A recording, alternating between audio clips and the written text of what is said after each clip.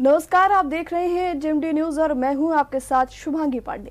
आपका बहुत स्वागत है हमारे खास प्रोग्राम हेलो आचार्य जी में, जहां एक बार फिर हम बात करते हैं तमाम रोचक मुद्दों पर। और हम एक बार फिर आपके लिए लेकर आए हैं ऐसे ही कुछ खास मुद्दे। और हमारे साथ स्टूडियो में मौजूद हैं आचार्य अंकित शुक्ला जी। आचार्य जी, बहुत बहुत स्वागत है आपका। तो आज हम बात करेंगे फेस रीडिंग के अनुसार आपकी आईब्रो का प्रभाव आपके जीवन के बारे में।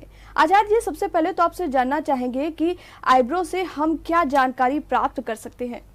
नमस्कार, राधे राधे, जय बिहारी जी। मैं हूं आचार्य अंकित शुक्ला और आप सभी का बहुत स्वागत करता हूं अपने खास कार्यक्रम हेलो आचार्य जी में। सामुद्रिक शास्त्र के अनुसार हमारी भ्रुकुटी, भौहें यानी कि आईब्रो आपके व्यक्तित्व के विषय में बताती हैं। आपके ग्रहों की अनुकूलता और प्रतिकूलता के विषय में बहुत कुछ दर्शा देती हैं। आपको हम सबसे पहले बताना चाहते हैं कि फेस रीडिंग एक दर्पण की तरह है आपके जीवन में। जैसे आप दर्पण को, आईने को और शीशे को अपने सामने रखते हैं तो वो बताता है कि आप कितना सज चुके हैं और कितना सजना बाकी है। इस सौंदर्य में कितनी गलतियां हैं और कितनी परिपूर्णता है, ये आपको आपका दर्पण बताता है। ठीक उसी तरह हमारे जीवन को हमारी फेस रीडिंग और हमारे ग्रह बताते हैं कि आप कितना जी चुके हैं और कितना जीना बाकी है। अगर आपका जीवन संघर्ष से परिपूर्ण है और आप संघर्ष को जीते जीते संघर्ष के आदी हो गए हैं और जीवन को संघर्ष रूपी नशे के रूप में जी रहे हैं, तो कहीं ना कहीं आप कमी में हैं, आप संदेह में हैं, आप संशय में हैं। और पहले भी कह चुके हैं, संशयात्मा विनश्यति, संशय हमारे विनाश का कारण होता है। और ये सारे संशय समाप्त करता है फेस रीडिंग। फेस रीडिंग का सहारा अगर आपने लिया है तो आपको सभी छुपी जानकारी प्राप्त हो जाएंगी जो आपके जीवन में चल रही हैं। वो सारे कष्ट आपको समापन की ओर लेके जाएंगे जो फेस रीडिंग में नियम बताए गए हैं। उसी में से एक है भौहें। भौहें कितनी प्रकार की होती हैं इसे समझ पाना तो बड़ा कठिन है, क्योंकि फेस रीडिंग यानी कि सामुद्रिक शास्त्र एक समुद्र की तरह है। इसमें जितना अंदर चले जाएंगे उतना ही हम उसमें नया नया कुछ ज्ञान प्राप्त करते रहेंगे। भौहें तो हमारे जीवन के व्यक्तित्व को बताती हैं। वैसे विशेष रूप से 6 प्रकार की भौहों के विषय में बताया गया है। सामुद्रिक शास्त्र के अनुसार हम फेस रीडिंग में भौहों को इतना महत्व देते हैं जितना और सारे अंगों को दिया जाता है। हम पहले आपको नासिका के विषय में बता चुके हैं, हम पहले आपको आपके नेत्रों के विषय में बता चुके हैं, मस्तिष्क के विषय में बता चुके हैं। लेकिन आज हम दर्शकों के सामने भौहों के संबंधित जो संदेह हैं उनको समाप्त करने का प्रयास करेंगे। शुभांगी जी, हमारे फेस रीडिंग में भौहों को वो महत्व दिया गया है जैसे ग्रहों को सूर्य को महत्व दिया गया है। भौहें अगर टेढ़ी हो जाएं तो प्रलय आ जाती है। कहते हैं कि भगवान शिव अगर अपनी भ्रुकुटी तिरछी कर लें तो हमारे इस सारे संसार में प्रलय आ जाए और उनकी तिरछी नज़र हमारे जीवन में पड़ जाए तो हमारा जीवन सफल हो जाता है। भौहों का बहुत बड़ा महत्व हमारे जीवन में है। जी आचार्य जी, ये तो महत्व की बात हो गई। आपसे जानना चाहेंगे कि भौहें कितने प्रकार की होती हैं और इनका क्या कुछ प्रभाव पड़ता है। सामुद्र शास्त्र के अनुसार किसी भी व्यक्ति की आंखें और भौहों को देख करके उनके स्वभाव और जीवन के कई पहलुओं को जाना जा सकता है। इसलिए जरूरी है कि हम अपने भौहों पर भी ध्यान दें। हम पहले बात करेंगे मोटी भौहों की। जिन लोगों की मोटी भौहें होती हैं उनका व्यक्तित्व, उनका स्वभाव और उनके जीवन में क्या परिस्थितियां होती हैं उनके बारे में समझेंगे। कुछ लोगों की भौहें मोटी और घनी होती हैं। इस तरह की भौहों वाले व्यक्ति जो होते हैं अधिक विश्वास करने लायक नहीं होते हैं। उन पर अधिक विश्वास नहीं करना चाहिए, क्योंकि वो अधिक अहंकारी होते हैं। उनके अहंकार की सीमा का पता लगाना बड़ा कठिन होता है और इनमें धन के प्रति अधिक लालसा बनी रहती है, यानी कि वो संतुष्ट बहुत कम होते हैं। यह किसी भी तरह से अधिक धन अर्जन करने के लिए, धन प्राप्त करने के लिए निरंतर प्रयासरत रहते हैं। ऐसे लोगों को गुस्सा भी बहुत अधिक आता है, अधिक चालाक होते हैं। अपना काम कैसे निकालना है वो भली भांति जानते हैं। इसके बाद करेंगे हल्की भौहों की। पतली भौहें, हल्की भौहें और कम बाल वाले। इस तरह के भौहों जिनके होती हैं वो बहुत आदर्श वाले व्यक्ति होते हैं। जिनके भौहें हल्की होती हैं उनमें संतोष की भावना बनी रहती है। ये अपने आदर्श और सिद्धांतों पर कायम रहते हैं, जीवन में आगे बढ़ने की कोशिश करते हैं। ऐसे लोग समझदार और ज्ञानी भी होते हैं। आर्थिक मामलों में भी ये अधिक भाग्यशाली होते हैं। ये इनका धन से संबंधित कोई भी कार्य रुकता नहीं है। परमात्मा की कृपा से उनके कार्य निरंतर चलते चले जाते हैं। इसके बाद करेंगे लंबी भौहों की। लंबी भौहें वाले जो होते हैं, कान के आसपास तक पहुंचने वाली जिनकी भौहें होती हैं, तो ये दर्शाती हैं कि ऐसा व्यक्ति अधिक कंजूस होता है। वो सोच समझ के पैसा खर्चा करता है।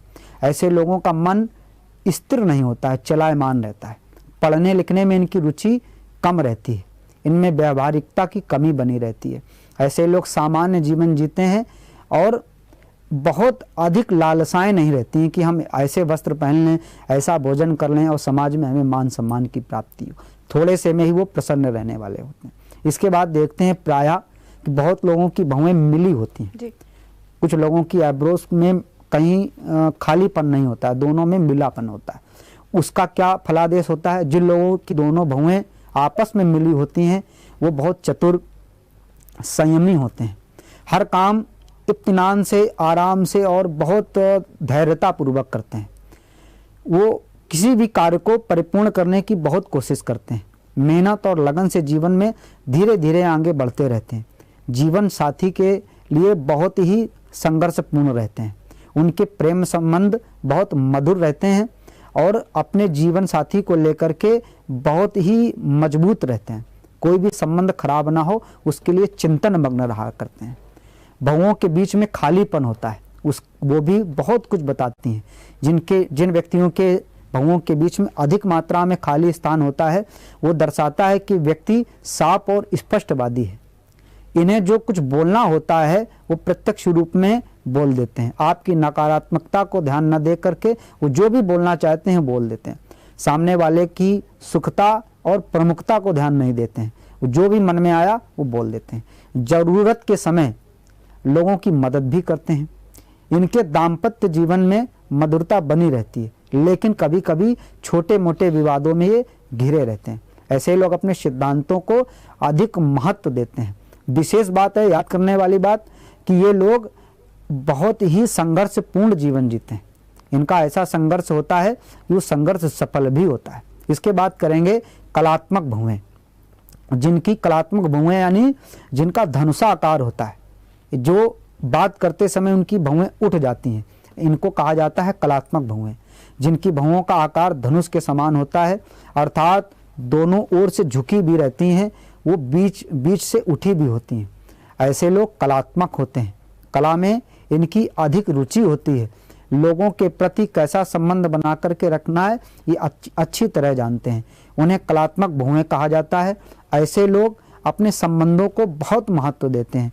ऐसे भौहों वाले व्यक्ति कलात्मक विषयों पर रुचि भी रखते हैं और अगर देखा जाए ये किसी कला के जानकार भी होते हैं। गायन, नृत्यन या चित्रकारिता में या फिल्म के संबंधित बहुत अभिनय करने में सफल होते हैं। जीवन में आदर्शों को काफ़ी महत्व देते हैं।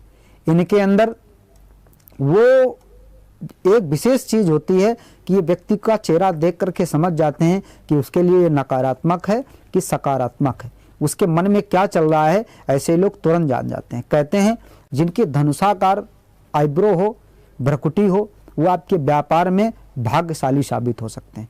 अगर आपके व्यापार क्षेत्र में कोई ऐसा व्यक्ति है, कोई ऐसा कार्य करता है जिसकी भ्रकुटी, जिसकी भौहें, जिसकी आईब्रो धनुषाकार है, बात करते समय उठ जाएं, तो मान लीजिए वो आपके लिए भाग्यशाली साबित हो सकता है। वैसे देखा जाए तो आईब्रो अनेक प्रकार की होती हैं। भ्रकुटी बहुत कुछ कहती है, लेकिन उसके लिए आपको समय देना पड़ेगा, हमारे सामने बैठना पड़ेगा। अभी तो हम कुछ विशेष बिंदुओं पर चर्चा कर रहे हैं। और अधिक जानकारी के लिए आप हमारे नंबर में संपर्क करें या हमारे कार्यालय में आकर के विशेष रूप से फेस रीडिंग के माध्यम से अपने समस्त भूत भविष्यवाणी की चर्चा आप कर सकते हैं। आपका हम लगातार आचार्य अंकित शुक्ला जी से बातचीत कर रहे हैं और अपने आईब्रोज के बारे में और उनके जो प्रभाव हैं हमारे जीवन में उनके बारे में जान रहे हैं। आचार्य जी, एक सवाल आपसे और पूछना चाहूंगी कि आईब्रो में कहते हैं कि किसी ग्रह और नक्षत्र का भी प्रभाव होता है, ऐसा क्यों होता है और वो कौन से नक्षत्र और ग्रह होते हैं? देखिए, हमारे आईब्रो में मृगशिरा नक्षत्र का प्रभाव होता है। अगर बात करें तो मंगल ग्रह का हमारे आईब्रो में और हमारी भ्रुकुटी में, भौहों में उनका प्रभाव होता है। हम आपकी भौहों को देख करके बता सकते हैं कि आपके नक्षत्र में क्या कमी आ रही है, आपके मंगल ग्रह आपके अनुकूल हैं या प्रतिकूल हैं, ये भौहों को देख करके जाना जा सकता है। और विशेष बात, ध्यान रखने वाली बात अगर ये है कि फेस रीडिंग हमारे भूत भविष्य वर्तमान की संपूर्ण जानकारी रखती है। आवश्यकता है एक अच्छे फेस रीडर की। अगर हम अच्छे फेस रीडर के पास जा कर के अपनी बात रखते हैं तो आपको सारे प्रश्नों का जवाब मिल जाएगा। फेस रीडिंग आपके संघर्ष को समाप्त करता है। अगर हमारा आप कार्यक्रम नित्य प्रति देखते हैं जेएमडी न्यूज़ में, तो आप मान लीजिए आपके आधे संघर्ष समाप्त हो गए। कुछ लोग संघर्ष जीते जीते संघर्ष को ही नशा मान लेते हैं, उनका जीवन ही संघर्षमय हो जाता है। लेकिन फेस रीडिंग के माध्यम से आपके संघर्षों को समाप्त किया जा सकता है। जैसे हमने आपको पहले भी निवेदित किया है कि फेस रीडिंग एक दर्पण का काम करती है। आप कितना सज चुके हैं, कितना सजना बाकी है, ये आपको दर्पण बताता है। आप कितना जी चुके हैं, कितना जीना बाकी है, ये आपको फेस रीडिंग बताती है। एक 4 व्यक्ति रात्रि में भयंकर नशे में नदी के किनारे गए और नाव में बैठे और पूरी रात नाव को आगे बढ़ाते रहे, लेकिन प्रातःकाल जब वो उठे तो हंस करके वो बेहोश हो गए, क्योंकि उन्होंने सोचा था वो बहुत दूर निकल गए होंगे, लेकिन उन्होंने रस्सी खोलना भूल गए। उन्होंने रस्सी नहीं खोली और रस्सी वहीं बंधी रही और वो नाव को खेपते रहे, लेकिन वहीं रात्रि भर बने रहे। तो दर्शकों, आपको भी देखना है कहीं आपकी ग्रह रूपी रस्सी किसी संघर्ष में तो नहीं बंधी है। और वो रस्सी कौन खोलेगा? एक अच्छा आचार्य, एक अच्छा मार्गदर्शक, एक अच्छा फेस रीडर। अगर आपकी नाव की रस्सी खुल गई, निरंतर बिल्वेन धावती धामिनता, यानी जिस प्रकार एक बिल्ली आंख बंद करके भी अपने लक्ष्य की ओर दौड़ती चली जाती है और ना गिरती है, ना थकती है, ना पतित होती है, ठीक उसी तरह आप जीवन जीते जीते ना थकेंगे, ना संघर्ष आएगा, आपके जीवन के सारे दुख समाप्त हो जाएंगे। लेकिन आप समय से आकर के हमारे पास आते हैं तो आपके सारे संघर्षों का समापन निश्चित परिपूर्ण हो जाएगा। जी आचार्य जी, चलते चलते आपसे जानना चाहूंगी आज का विशेष उपाय हमारे दर्शकों के। देखिए, आज से एक हमने नई पहल रखी है कि हम नित्य प्रति आपके जीवन को और सुदृढ़ सुंदर बनाने के लिए एक अच्छा उपाय बताएंगे। अगर आपके दाम्पत्य जीवन में कटुता आ रही है, अगर आपके जीवन में किसी प्रकार का संशय आ रहा है, आप पति पत्नी एक दूसरे को समझ नहीं पा रहे हैं, तो आप दोनों से निवेदन है कि आप दोनों लोग अपने दाम्पत्य जीवन को, मैरिज लाइफ को और अधिक मधुर बनाने के लिए एक छोटा सा उपाय है, आपको निवेदित कर रहे हैं। इसको ध्यान पूर्वक सुन लीजिए। ओम रुक्मणी प्राणनाथाय नमः। इस छोटे से मंत्र को आप नित्य प्रति स्नान करने के बाद मात्र 8 बार बोल देते हैं तो आपके जीवन में मधुरता आ जाएगी, बांके बिहारी की कृपा आ जाएगी। ठाकुर श्री बांके बिहारी आप दोनों के दाम्पत्य जीवन को मधुर कर देंगे, क्योंकि अगर दाम्पत्य जीवन मधुर ना हो तो जीवन संघर्ष की ओर चला जाता है, नाना प्रकार के संशय प्रारंभ हो जाते हैं। तो आज का उपाय आपके दाम्पत्य जीवन को और अधिक मधुर कर देगा। अगर मधुर है तो और प्रगाढ़ता ले आएगा, क्योंकि अगर दिल में दरार पड़ती है तो दीवार खड़ी हो जाती है, अगर दीवार में दरार पड़ती है तो दीवार टूट जाती है। लेकिन दिल में दरार ना पड़े, उसके लिए एक बहुत उत्तम उपाय बताया है, पुनः याद कर लें। ओम रुक्मणी प्राणनाथाय नमः। इस मंत्र का जाप निरंतर स्नान करने के बाद मात्र 8 बार कर लीजिए। हमारी शुभकामनाएं आपके साथ। जी आचार्य जी, बहुत बहुत शुक्रिया हमसे जुड़ने के लिए और इतनी महत्वपूर्ण और जो रोचक बातें आपने बताई हमसे साझा करने के लिए आपका बहुत बहुत शुक्रिया।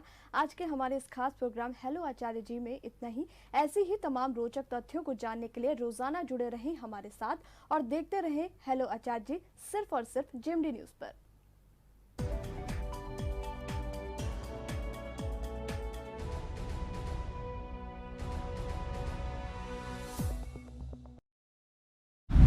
अगर आपको हमारा वीडियो पसंद आया हो तो हमें लाइक करें, सब्सक्राइब करें और ज्यादा से ज्यादा शेयर करें और हाँ, बेल आइकॉन दबाना ना भूलें ताकि हर खबर का अपडेट आप तक पहुंचे तुरंत।